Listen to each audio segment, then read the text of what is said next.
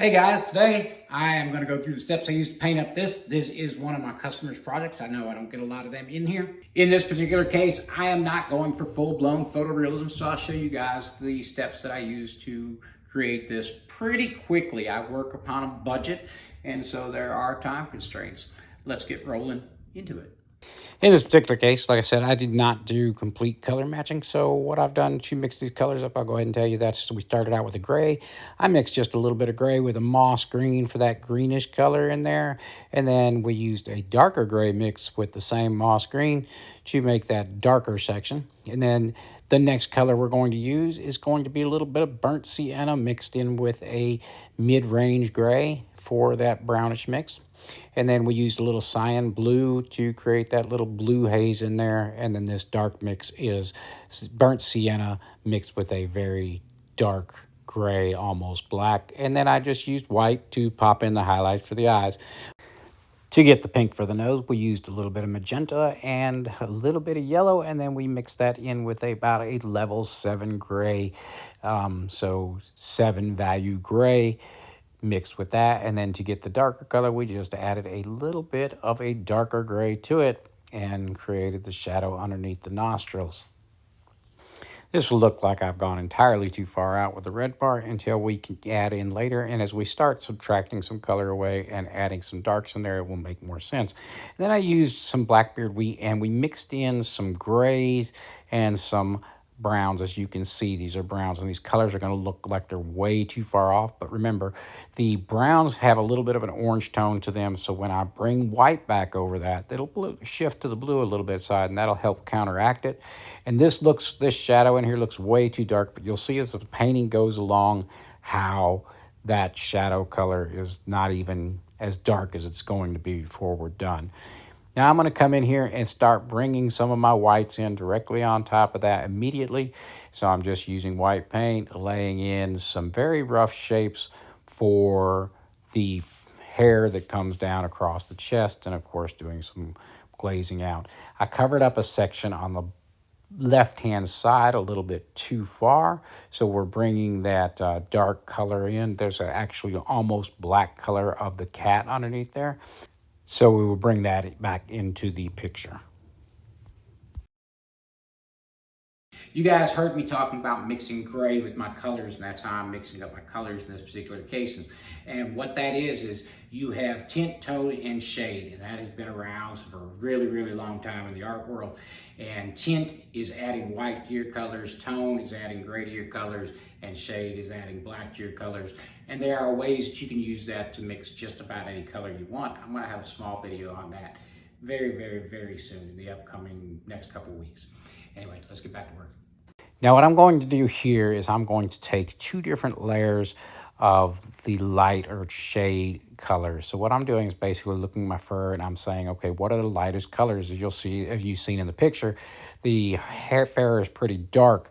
However, there's a lot of those light brown tones underneath here. There's nothing I can think of that is actually much more difficult, and there's so many different ways in which you could approach that, but they can be pretty difficult to deal with when you have multiple different colors of fur tied together in the same picture. So as you can see, I made that little peach tone, which is just orange, mixed with a significant amount of about a level 9 gray.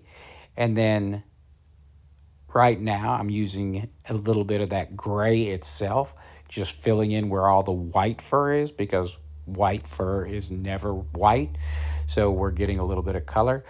As you see me using this paintbrush here, I'm not spraying through this to get like fur hairs in there. What I'm doing is using it just off of that edge. So I'm using it like a freehand shield where it breaks from a much lighter fur to where it's got shadows underneath it, and it creates that rough furred edge, but not necessarily creating each of the individual fine hairs in there.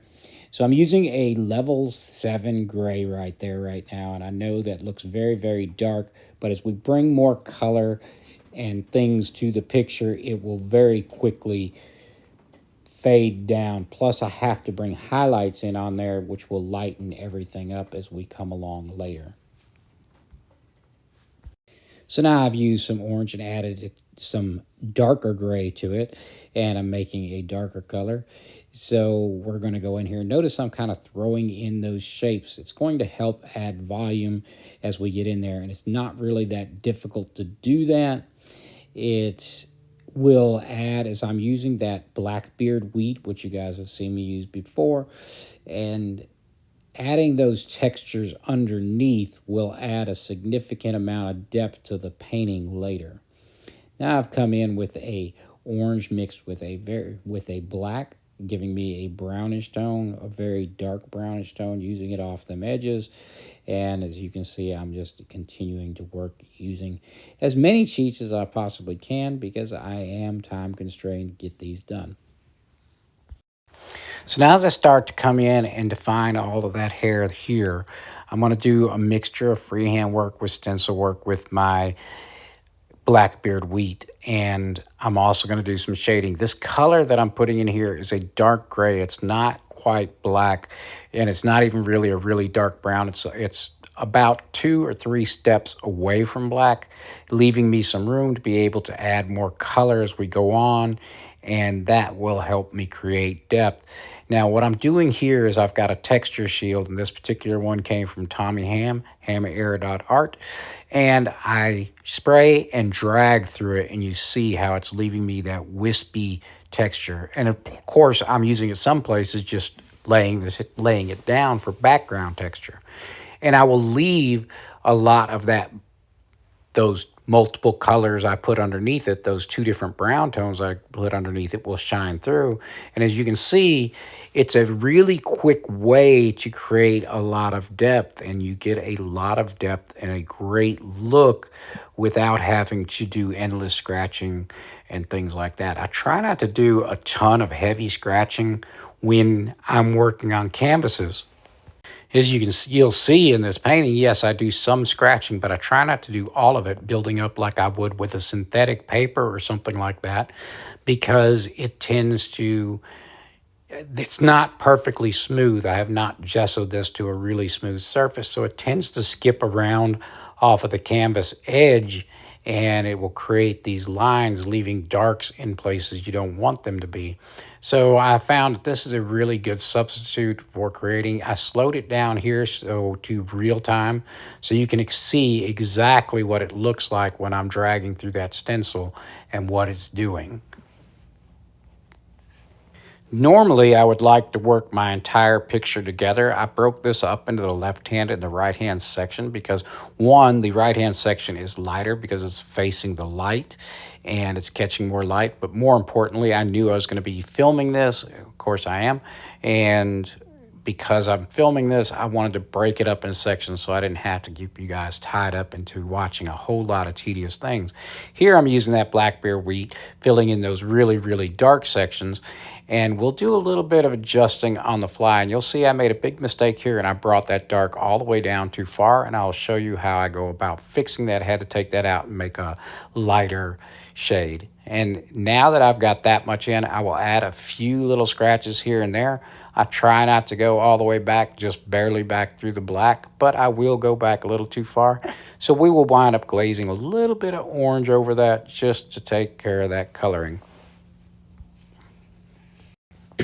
So now I've moved down to the other side, and I'm going to do much the same on that side as I did on the first side, and you'll see I'm starting to create my form with shadow, and some of that is just spraying in. Of course, I'm doing this really fast.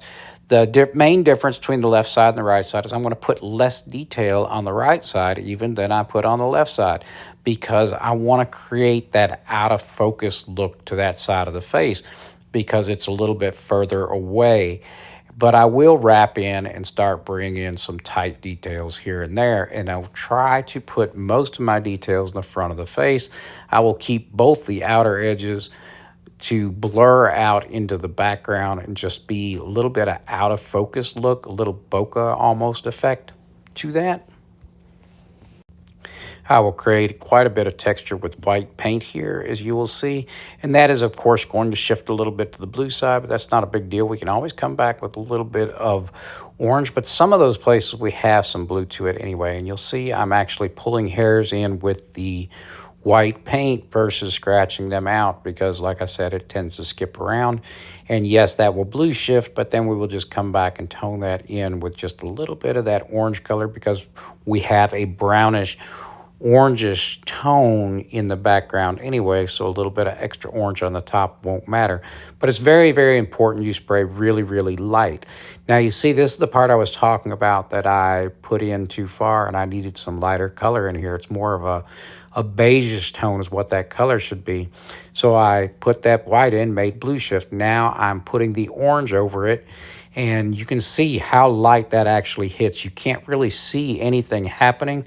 If you put the orange in enough, you see orange hitting the canvas, you have already messed up. Now you'll see where I do a little bit of work with the X-Acto blade, pulling out some really, really fine hairs towards the center of the face. And I'm going to try not to go all the way back to white, but if I do, I'll just glaze a little bit of color over there to take care of that. Some places will be white closer towards the bridge of the nose. And then I'm going to pull out some of these whiskers with a blade, and that is in real time, so you can see how fast that works. So at this point, I'm going to put a barrier coat on this because I'm going to do more work with my white and bring some highlights back with white paint. However, when you're working with paints like either Comart or the Createx illustration or any rewettable paint, as you start putting highlights in, you're laying paint over it, it can actually bleed color back through, so you can re-wet the paint accidentally. So what I'm going to do is put a barrier coat. I'm going to use the 5622 matte clear coat from Createx over my painting, and then I'll put that matte clear coat over there, and now when I put my white on, I don't have to worry about any bleeding. I still will have to deal with blue shift, but at least I don't have to worry about the paint bleeding from the colors behind it into my top layer. And now that I have got that barrier in there, I'm going to go ahead and start highlighting a few things out where I need to, so I can get brighter now. And I'm even able to get in some really, really tight and fine lines, as you'll see over here on the left-hand side. And then I'm going to go through a couple of different processes of how I do the actual rest of the whiskers.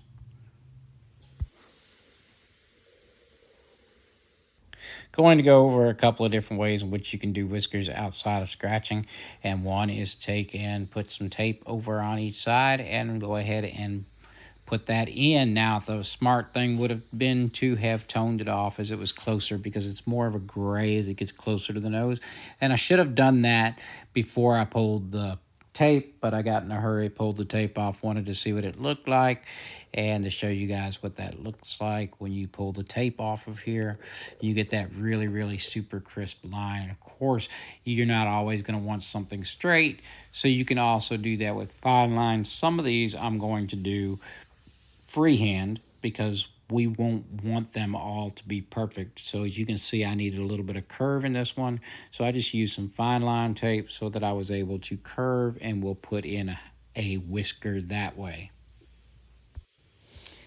But more often than not, what I will wind up doing is just going ahead and freehanding those in most cases if they're going to be white. But there are, of course, various options I wanted to lay out there for you. And then also I'm going to show you guys in a moment, I'm going to show you how you use Posca paint pen, and you have to work with them off the edge very, very, very lightly when you get to that point. And what you'll see me do here is I'm going to put a Posca paint pen and then rub my finger over there and knock that color down so it's not so bright. It just smears it a little bit, kind of knocks it in, and keeps it from standing up too much. All right, guys, so that is going to wrap us up for today. I appreciate each and every one of you who have stopped by here and have watched this far.